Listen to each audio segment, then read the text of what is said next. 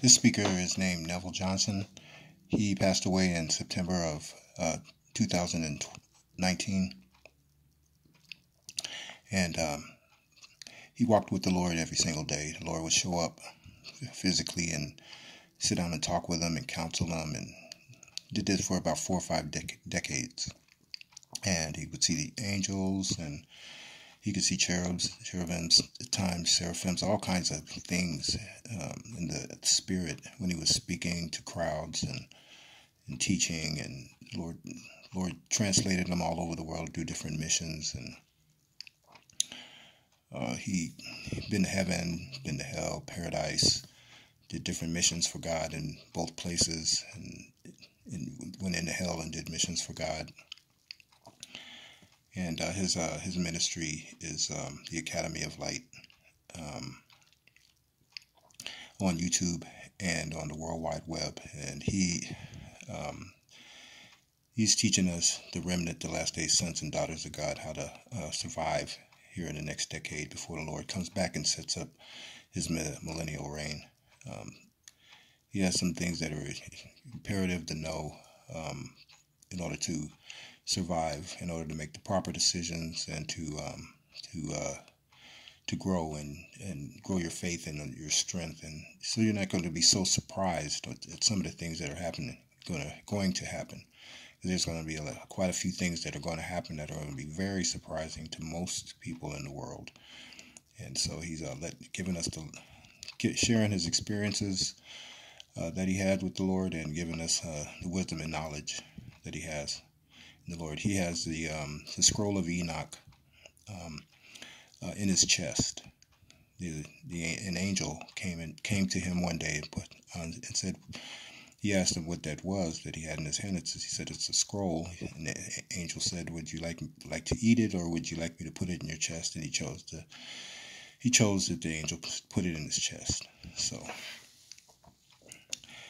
guys, go to the Academy of Light and get all the knowledge and wisdom that you can, so that you won't be shocked, and you can be a strength for your family and your church and your community.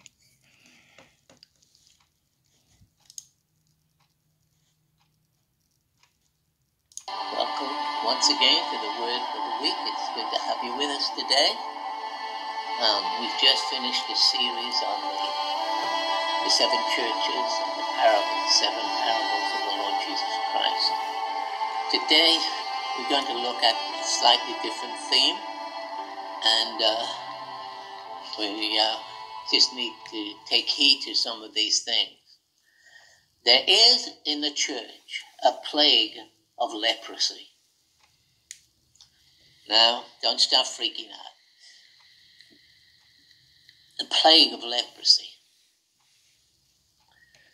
And the Lord spoke to me and said, I'm not going to tolerate leprosy in the church anymore. And I thought, okay. I thought about it for a while. But what we're talking about here is spiritual leprosy. In Leviticus chapter 13 and verse 44, it says, he that is a leprous person, he is unclean. The priest shall pronounce him utterly unclean, and his plague is in his head. And it's very interesting, he said that the plague's in his head. And the leper in whom the plague is, his clothes shall be rent, and his head shall be shaved, and he shall put a covering, listen to me, he shall put a covering over his mouth, over his upper lip, and cry, unclean, unclean. All the days where this plague shall be in him, he shall be defiled, he is unclean, and he will dwell alone without the camp. So shall it be. Now,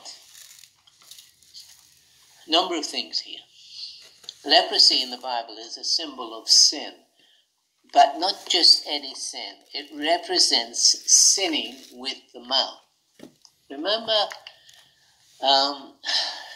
in the Old Testament, a certain person started to speak against Moses, and it was his sister. Start to speak against him, and leprosy came on her and she was put out of the camp because she spoke against. I thought, well, Miriam, it's very interesting. The leper had to cover his mouth and was quarantined. Life and death, you see, are in the power of the tongue. Leprosy is very contagious. And it speaks about backbiting, slander. You know how much slander is on Christian slander is on the internet? It's full of leprosy. Slander, sharing with others, brothers' sins. Look, if you can't say something that we're blessed, don't say anything at all. God is going to deal with leprosy in the church. Get ready, he's going to deal with it. There's no middle ground here. What comes out of your mouth is either life or death. There's no middle ground. We tend to forget this, And the Bible was speaking to spirit-filled Christians in James chapter 3 and verse 14, when he said this, "If you have bitter envy and strife in your hearts, glory not and lie not against the truth. This wisdom doesn't come from above, but is earthly, sensual, and devilish." That's pretty straight. Out of the same mouth proceeds blessing and cursing. My brethren, these things ought not to be. These are spirit-filled Christians. Does a fountain send forth at the same place sweet and bitter water? Of course not. Can the fig tree, my brethren, bear olive berries? No. Or the vine, can it bear figs? No. So can no fountain both yield salt and fresh water?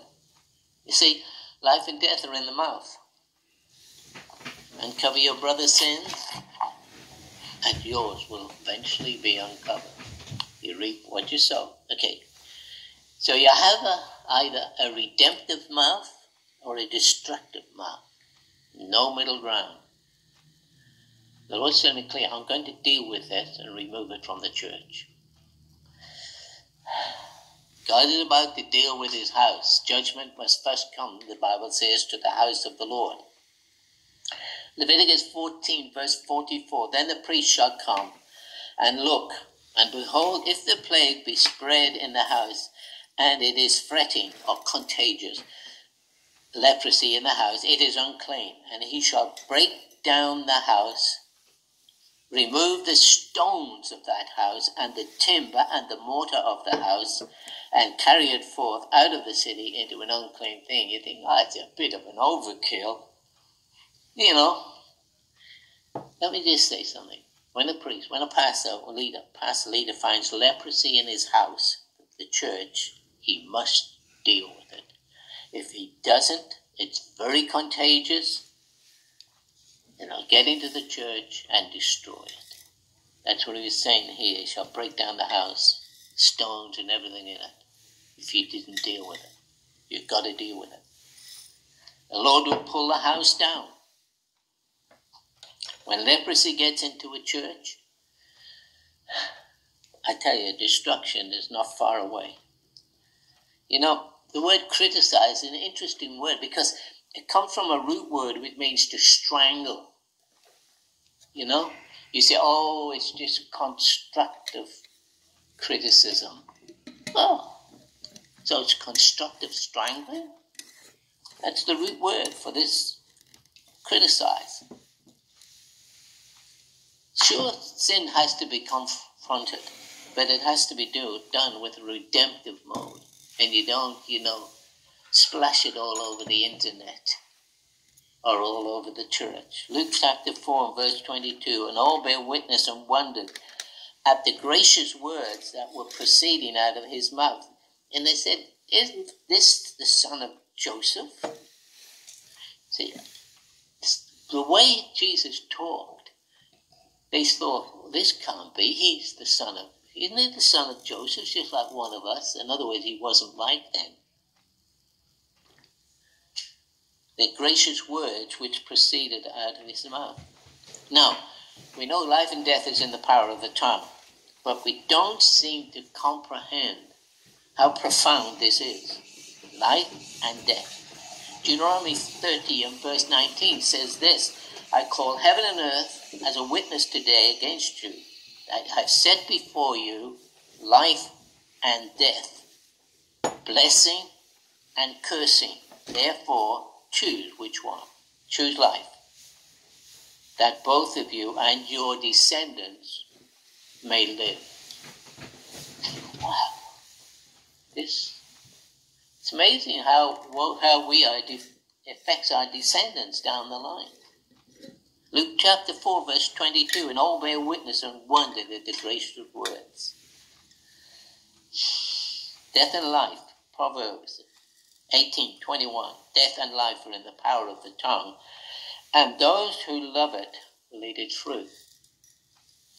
Isn't that amazing? Death and life are in the power of the tongue.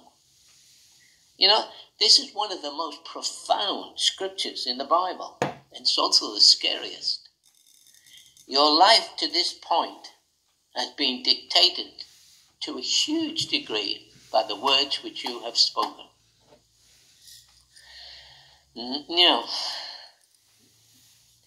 Now we know God does allow trials. Look at Job and so on. And aside, the law of life and death proceed out of our mouth, though. Hebrews chapter 2 and verse 10 says this, for it became him for whom are all things, and by whom are all things, in bringing many sons to glory, now listen to this next bit, to make the captain of their salvation perfect through suffering. So sufferings is a part of God's dealings with us. We understand that. But that aside, one of the most significant scriptures in the Bible, if not the most, it's very high up on the list, is in the book of James. James 1:2, it says, for in many things we get it wrong. We offend many people. But if any man offend not in his words which he speaks, that man is a perfect man and able to bridle, control his whole body. This verse is outstanding. It opens to us a world of understanding. You know, we offend people, and we offend in many things. We're not perfect yet, you know. We get things wrong. But if any man offend not in word the things which how he speaks, he is a perfect man. I thought, boy, that's a bit over the top, you know. If we don't offend by the words we speak, we are considered perfect. And it has far-reaching ramifications. The word perfect here is the Greek word telos, T-E-L-O-S, which means reaching the point aimed at. I had a very good look at this word from various aspects of the Hebrew and Greek. It means reaching the point aimed at. You know, like an arrow is fired at them and it reaches the point. Now, Philippians 3:2, Paul said, not that I have already attained. He said, but either were already perfect. Paul said, I'm not perfect, but I follow after it, if that I might apprehend for which I'm called to apprehend it for in Christ Jesus. He said, brethren, I count myself not having made it yet, apprehended, but this one thing I do, forgetting the things which are behind, reaching to those which are before, I press towards the mark, hitting the intended point. Press towards the mark of the high calling in Christ Jesus. So what was Paul aiming at?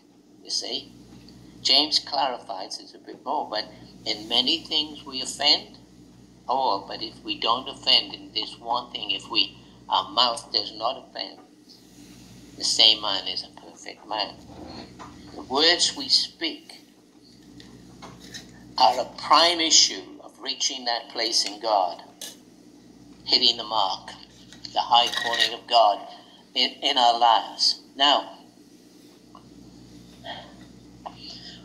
what or how is God described in the Word? Well, God is love. Basically, that's how he is described. Therefore, the words that he speaks are always motivated by love. These two things work together. You can't separate them. Love being the foundation. The Bible says, out of the heart, the mouth speaks. So who we are internally in the heart will determine what we say. So, two things work together for God. Good, love and words. Don't miss that foundational reality. It's really important. So, James goes on to say some remarkable things. In James 3, verse 3, behold, we put bits in horses' mouths, that they may obey us, and we turn about their whole body. I mean, a horse is a big thing, right? And it's very strong. But it has this tiny piece of metal, this big, in its mouth. And all we have to do is a little movement, it's gone that way. Movement goes that way. A big horse. A little bit in its mouth. You've got a little bit in your mouth, you know, the tongue. Okay? The horse's mouths, that they might obey us, and we turn about their whole body with this little bit. And they said, you know, behold, James 3:4, ships, which though they are great and are driven by fierce winds, they can be steered, turned around with a very small helm. There's a little rudder at the back of that ship, tiny compared to the ship, but it controls the whole direction of that big ship. Now, so, very large ships are controlled by a tiny rudder. So is your life. You say, oh, there are all kinds of things control my life, outside certain things I have no. The Bible says this is what controls your life. Think about it. Even so, the tongue, it says, is a little member, just like that bit. A little member that boasts great things, but how great a matter a little fire kindled. That's your mouth. And the tongue is a fire, a world of iniquity. So is the tongue among members. It defiles the whole body. Think about it. There's two aspects here. You know, it can defile a whole group of people, defile the whole body. But it's talking about your body. It defiles your body physically. That's what he says. The tongue is a fire, world of iniquity. Setteth on fire the course of nature, setteth on fire of hell. For every kind of beast and of birds and of serpents and the things in the sea is tamed, and hath tamed mankind, but we can't tame this tongue. But the tongue can no man tame. It's unruly evil. It's determined by the kind of heart we have. It says the tongue can be full of deadly poison. That's really strong language. Therefore, we bless God, even the Father, and curse people. You say, oh, I've never cursed anybody. What haven't you? Have you tried to criticize, strangle somebody to death? Criticize them? Out of the mouth proceeded blessings and cursings. These things ought not to be. Does a fountain send forth at the same place sweet and sour? Can a fig tree, my brethren, bear olive berries? No. So, you know, Adam was Lord over this whole earth. Adam had dominion over every atom, every molecule on this planet. Everything. They obeyed him. You know? Adam could have spoken to a piece of dirt and said become gold, and the atoms would have changed to become gold, the molecules just like that. He had dominion over the earth. The atoms would have rearranged themselves to become gold. I think the atomic number of gold is 79.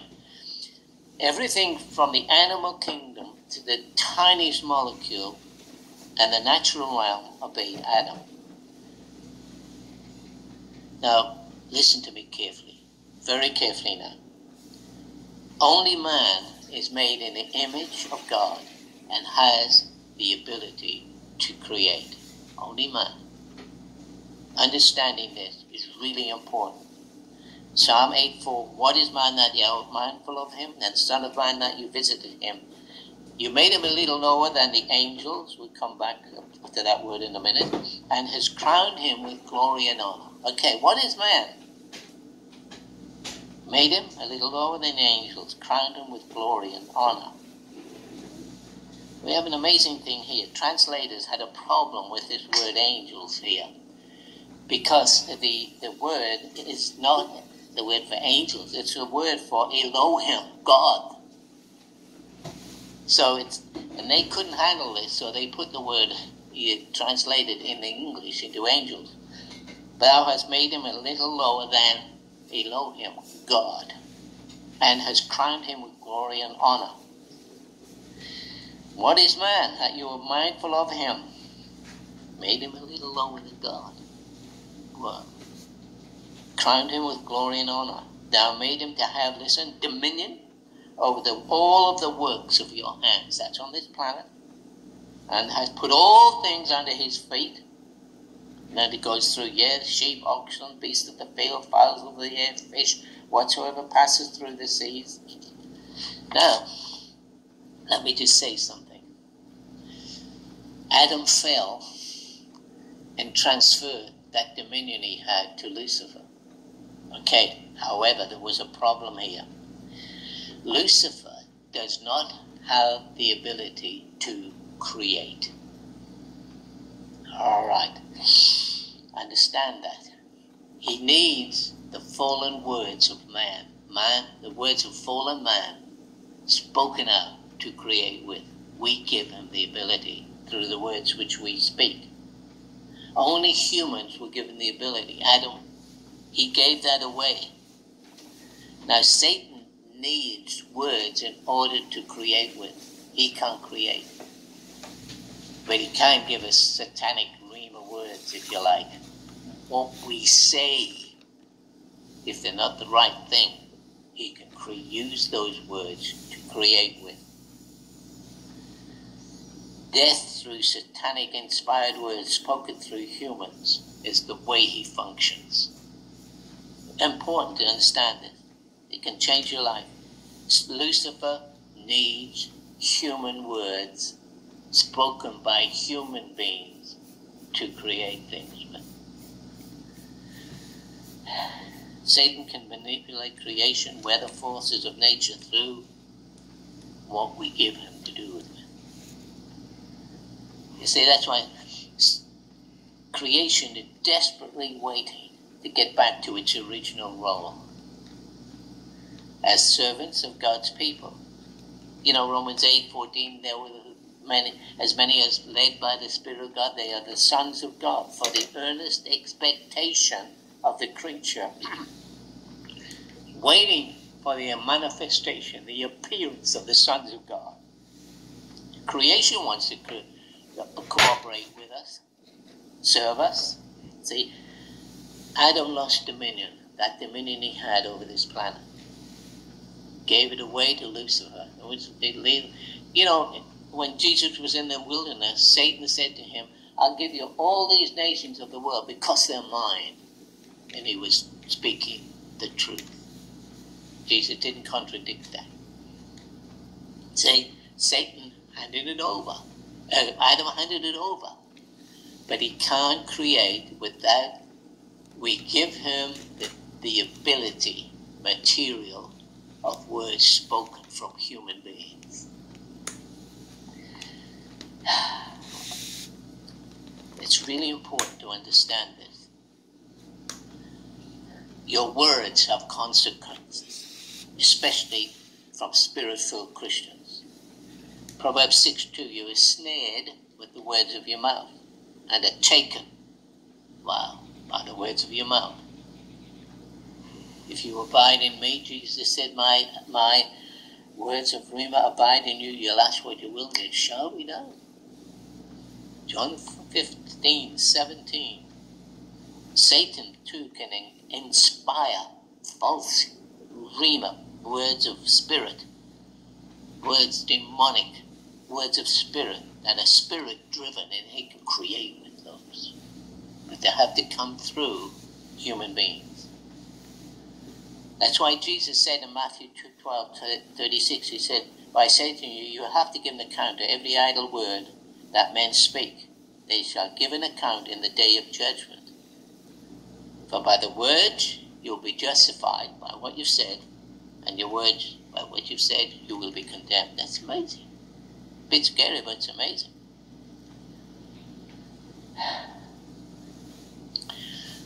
Bring this to a close very quickly. You know, God has made sure, it's very interesting, he made sure that the fate of the great liner, Titanic, has been sounded around the world. And, you know, you wonder about this. There's another one being built right as we speak.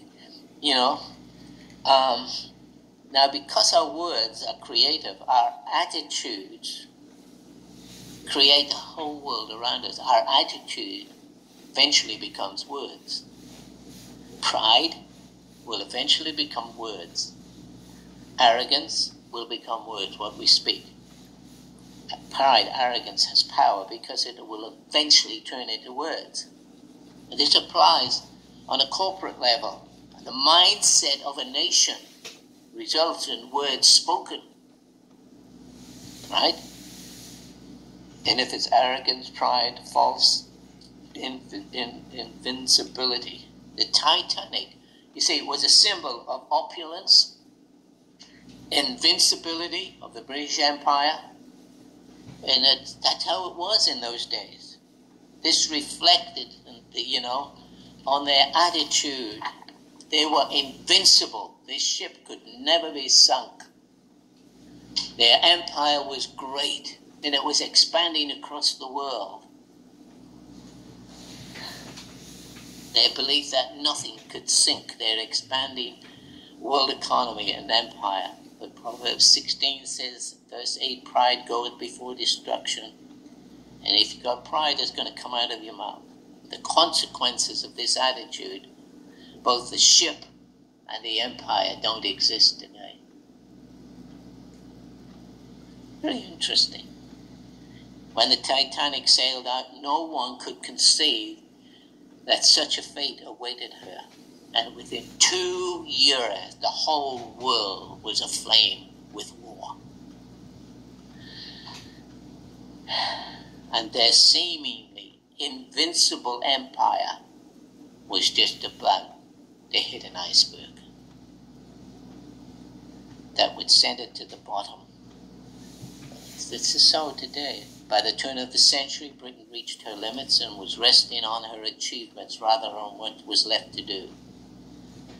A hard attitude becomes spoken words. Those spoken words become a reality. We've got to draw this to a close.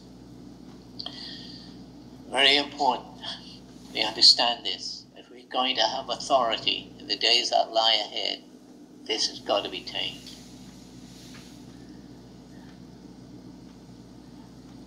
So, keep your tongue from evil and your lips from speaking guile. Psalm 34:16.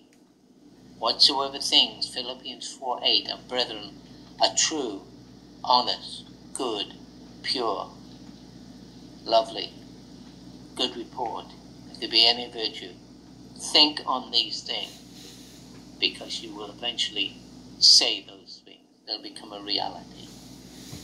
He who keepeth his mouth and his tongue, listen to me, keepeth his soul from trouble.